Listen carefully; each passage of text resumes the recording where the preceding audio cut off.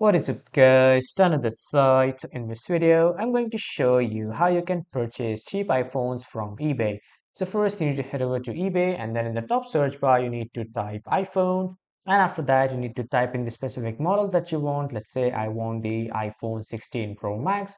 I'll just simply click on it once and then this will show me all the Apple iPhone 16 Pro Max. So to buy a cheap iPhone, you need to purchase a refurbished iPhone. As you can see, this is a refurbished iPhone. The list price is $999, but the refurbished price is $756.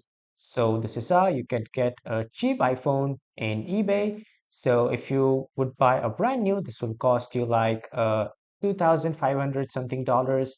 But if you buy it refurbished, you can purchase it around $1,600. So that's where the difference stands in.